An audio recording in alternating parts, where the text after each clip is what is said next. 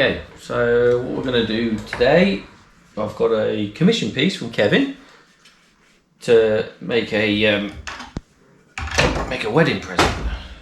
I'm going to make a vase, just a single bud vase sort of thing. It's quite a small one, so I've got something I've never used before. It's called Idigbo.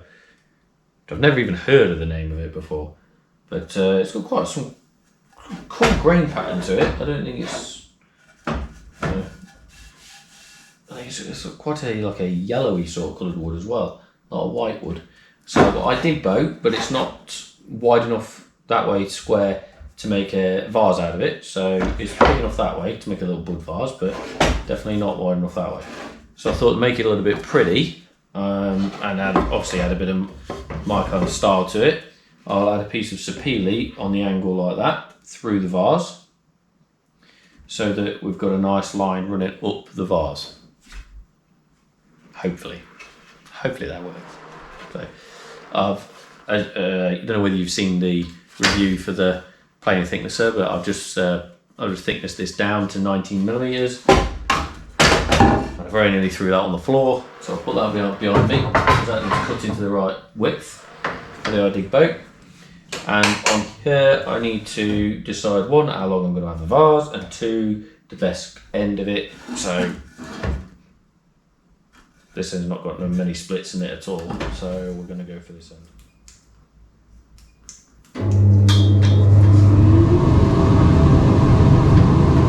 Nice and noisy.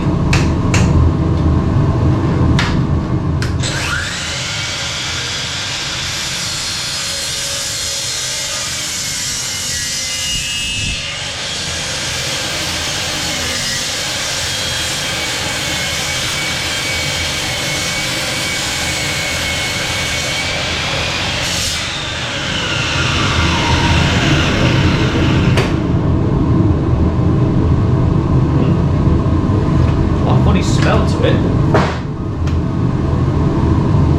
And it gives you good splinters.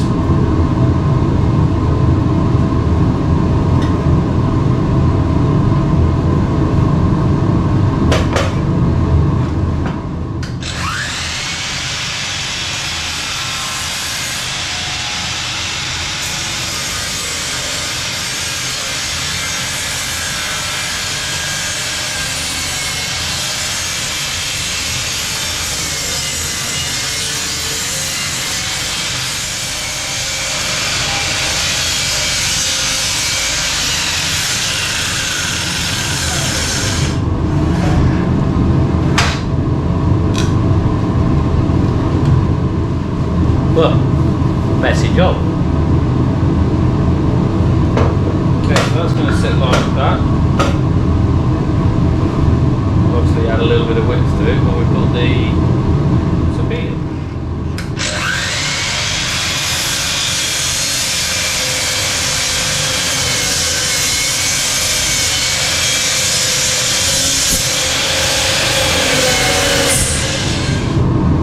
Move down as well, which is just thicken up the size of it as well. There we go. And that's what we'll do. Glue that together now like that. Should make a lovely vase. Just use my chop saw. I haven't got my bandsaw dialed in as well as I'd like yet, so I'm not very good at it. The chop saw creates this mess. I think I need to change blade on it because the blade looks a bit tired, it's a bit old, but it is a really, really fine cut blade. So really fine cut blades don't like doing ripping.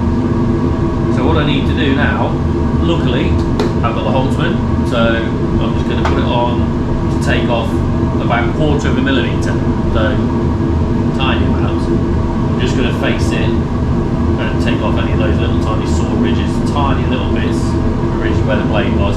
But I don't want to be taking any much material off. So take a racket.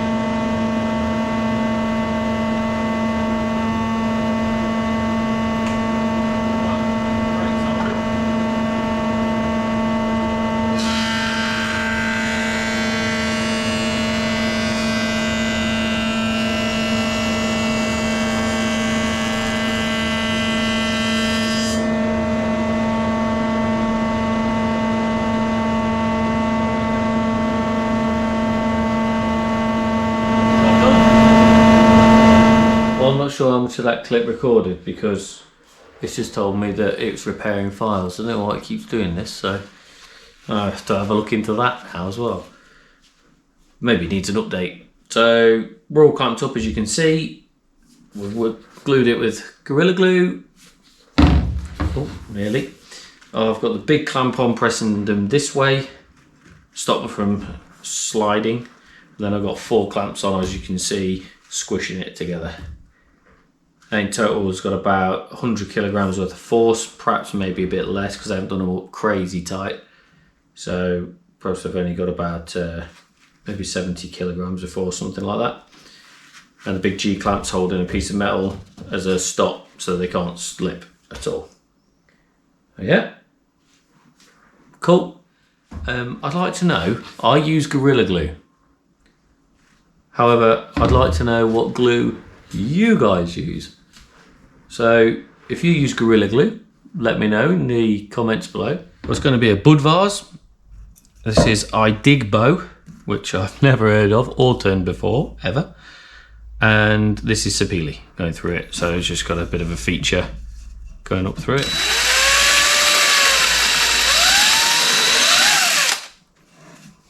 It's a really strange smell, this stuff.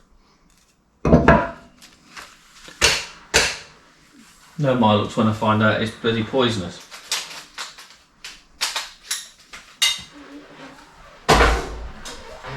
Oh yeah, and a bit of exciting news is we've got a fellow YouTuber coming, which is really cool.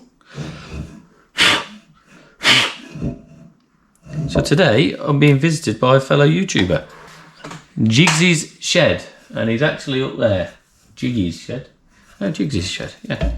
So yeah, I had a great chat with him. It was absolutely brilliant to see him come over. Jigsy, you're an amazing guy. And just like me, he's desperate for new viewers as well. So if you would be kind enough to go over there and subscribe to his channel, that would be fantastic. I'm just going to screw it off there, look. See a bit of wood that's stuck in the thread. Out. I open up my super glue.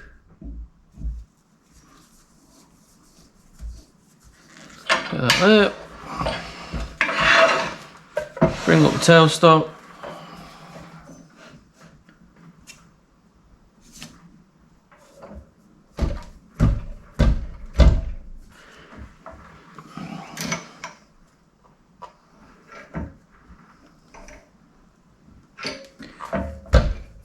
Drive it in as I usually have to do.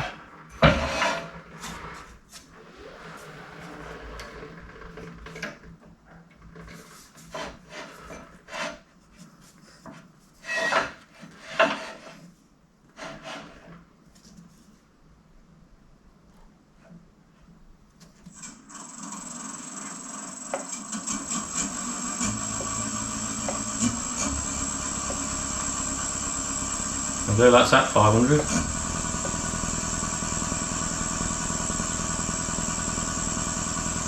$610.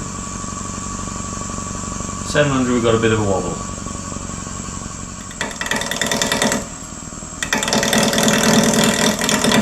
Turn it 600 RPM.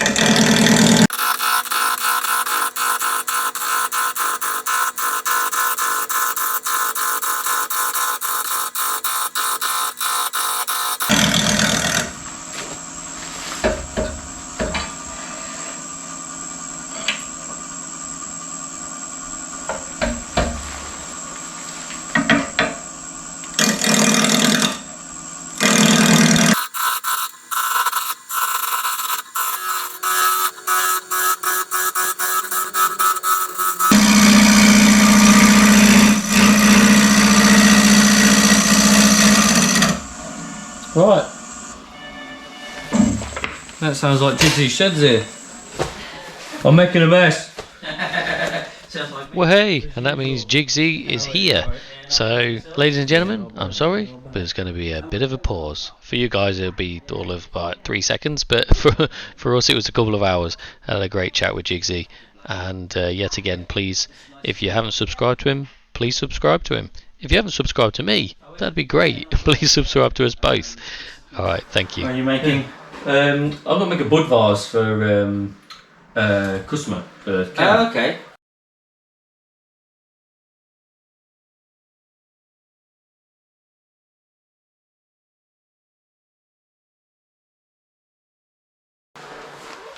Okay, so it was really cool to see Jigsy's shed. It was a really nice visit from him. Lovely guy. Hopefully I get to meet you again soon, mate. So we're going to crack on now. This Idigbo and Sapele bud vase. Get it around.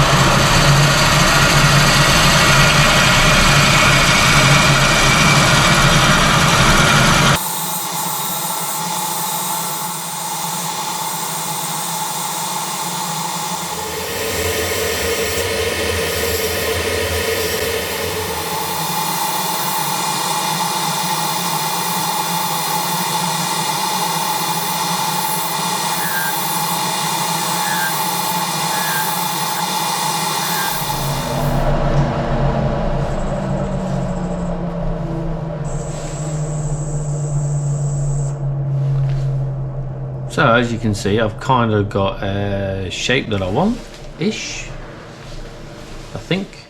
This has got a strange smell to it, this wood has. A very strange smell. And I've just headbutted you, sorry. Alright, sorry but the extractor's going on because this stuff stinks.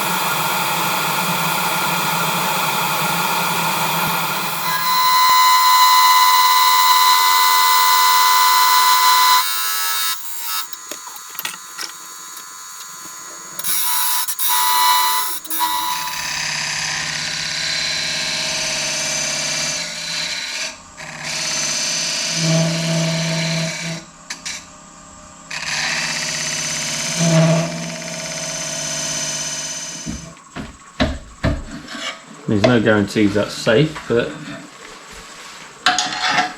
I'm going to do what I can do.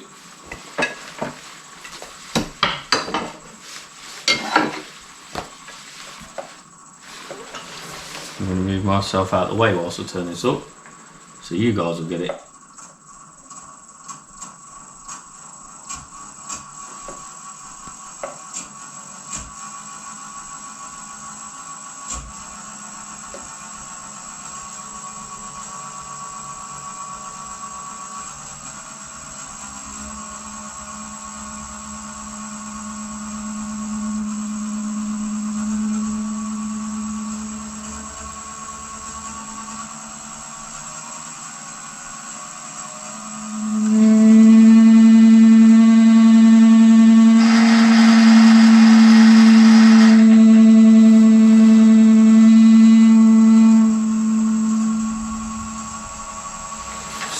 RPM.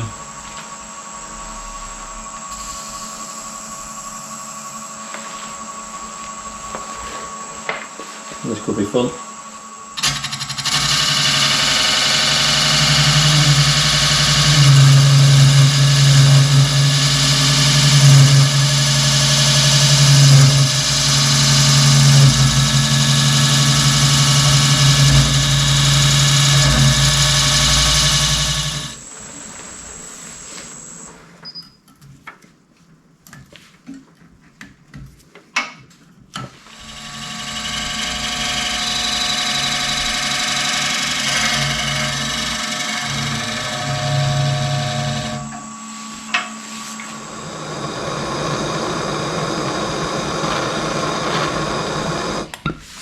hope that's hot enough.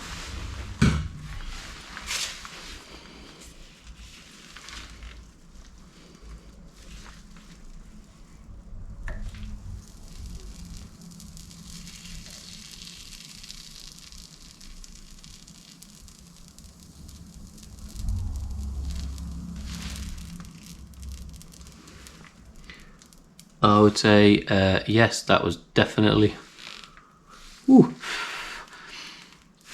hot enough.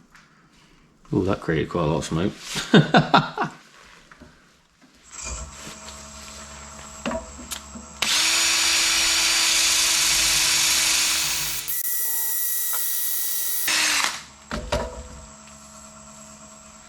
So, sanding sealer is Chestnut Products Cellulose Sanding Sealer, as you guys always know. It's what I use. Not sponsored at all in any way by anybody other than my good lady and my family.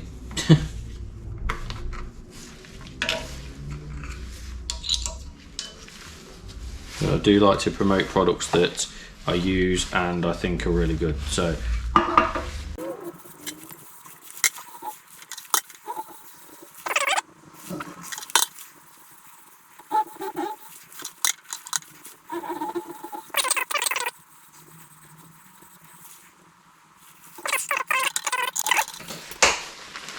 Yorkshire Grip, the normal one, and then I've got Yorkshire Grip Microfine. And I use a Scotch Brite pad.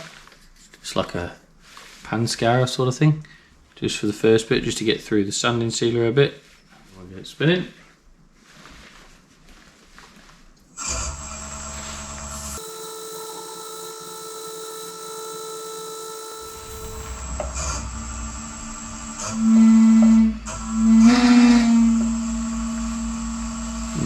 RPM. Right, let's moment of truth it. Let's see whether we dare turn the thing around, see what happens. Right.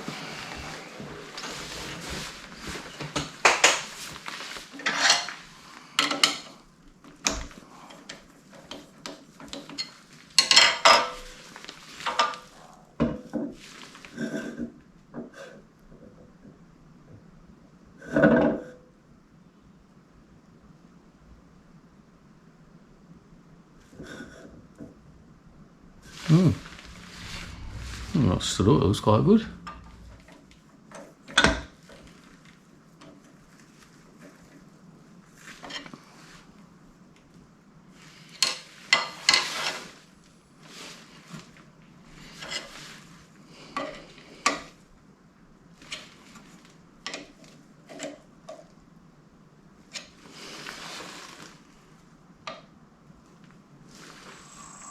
Well, look at that, everything needs reprofiling.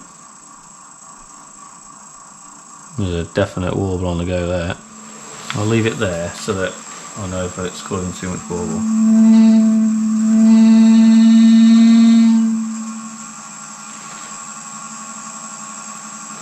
Right, well I reckon I'll get up to 700 RPM without any vibration in the machine.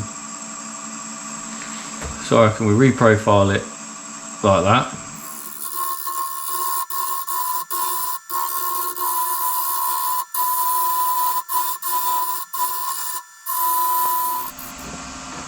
Okay, so we've got it all to round now. It's all nice and round.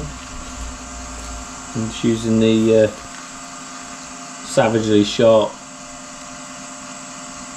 fingernail gouging, just to take this end away, get it nice and flat, ready to core out the middle. With the new corers that I've just got hold of.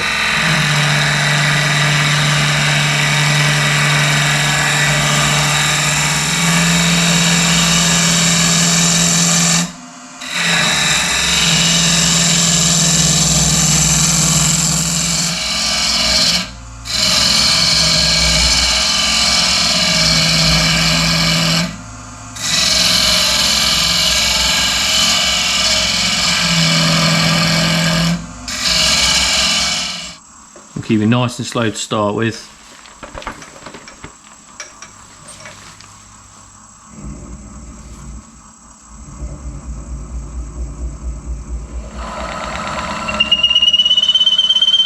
That ain't a nice noise, is it? I didn't know what it was. I was like, is he screaming really high pitched? Me screaming? I don't think so, Charles. Has he got a whistle? Is he trying to get my attention? No, it's this thing squealing. Oh, that's horrendous. I know.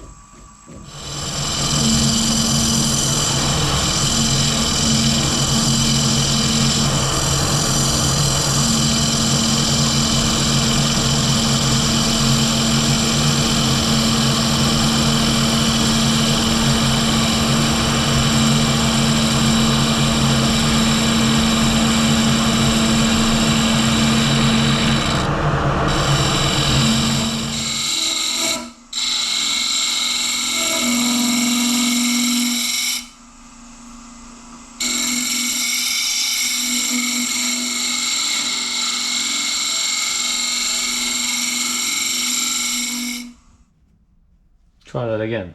So, sanding, we're going to go from 120 Abranet, 180 sanding disc, 240 sanding disc, 320 sanding disc, 400 disc, 600, that is 600, not 60, 800, written twice.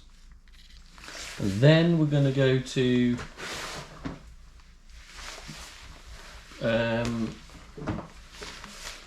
sanding, cellulose sanding sealer, thinned Yorkshire grit with the Abranet cloth that I have, a little soft cloth, which is like a pan scourer, and then Yorkshire grit microfine.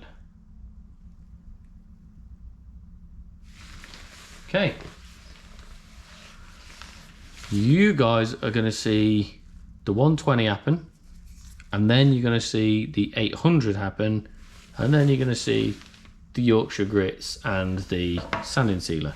I'm not going to bother showing you all of this lot because it just wastes your time and you get bored, a bit like I do, but you've got to do it. It has to be done because you can end up with a lovely finish if you do it properly.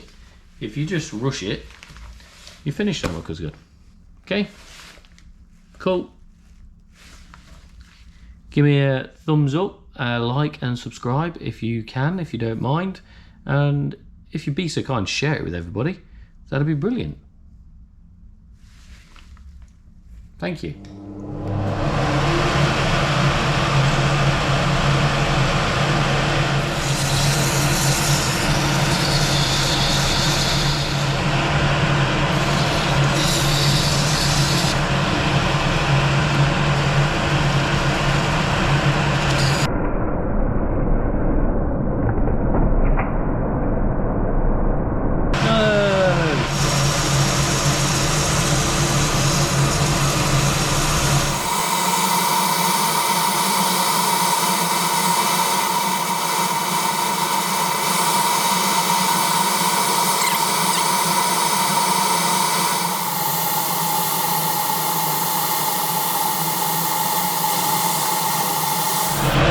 This is how I sand the inside. So it's just a dowel with a slit through it. And on the other end I put my drill the hole, put the soft pad so I can sand the outside bit if it's deep. But obviously that's not going to fit in there because it's nowhere near wide enough for the stick end drill.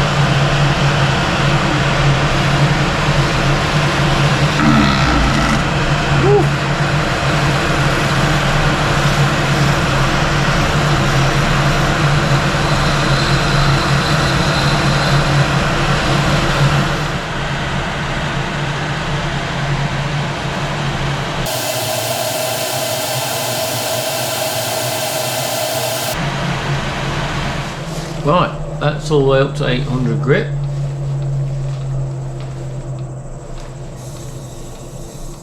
Yeah, just like that, look. And then that's going to go all the way down there. So, cellulose sanding sealer from Chestnut Products, thinned. So I've got some cellulose thinners in. Got some cellulose thinners in there. God, can't talk.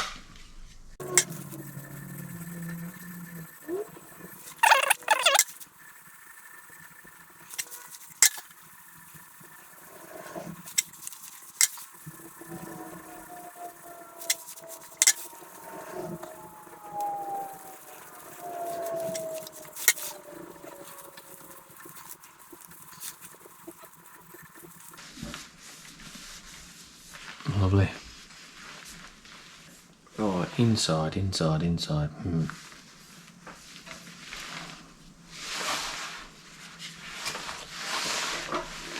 don't really know how to do this bit.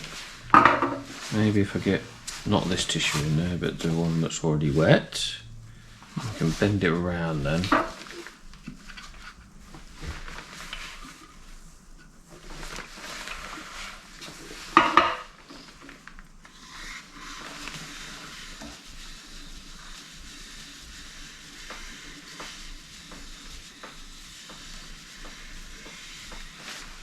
Right, Yorkshire grit time.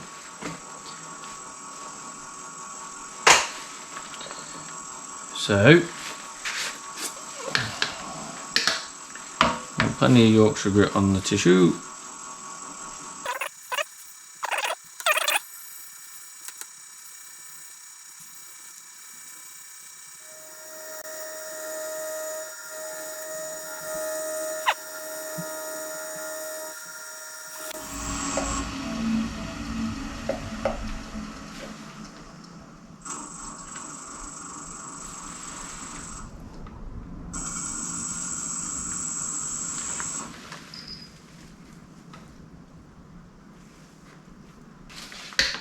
That's what the microphone looks like. Nice and white on the inside, looks like toothpaste.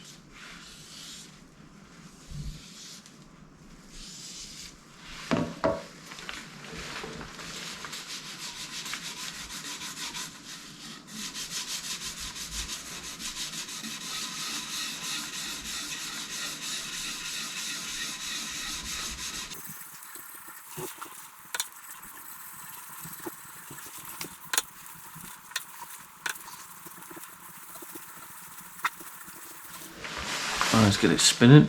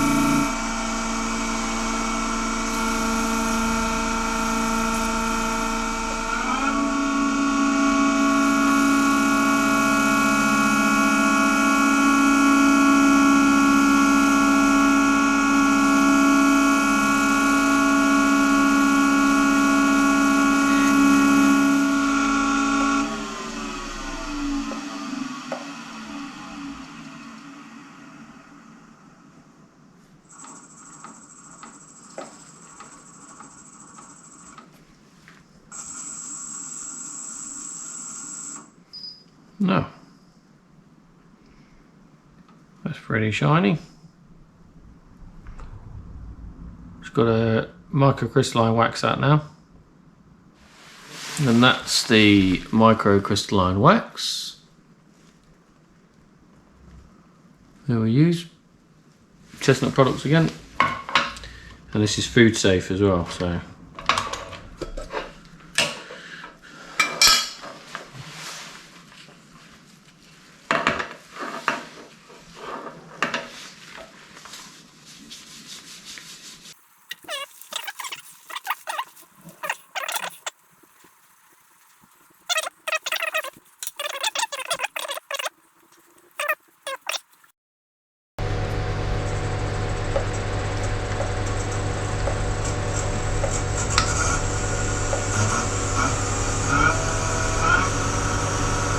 1400 RPM.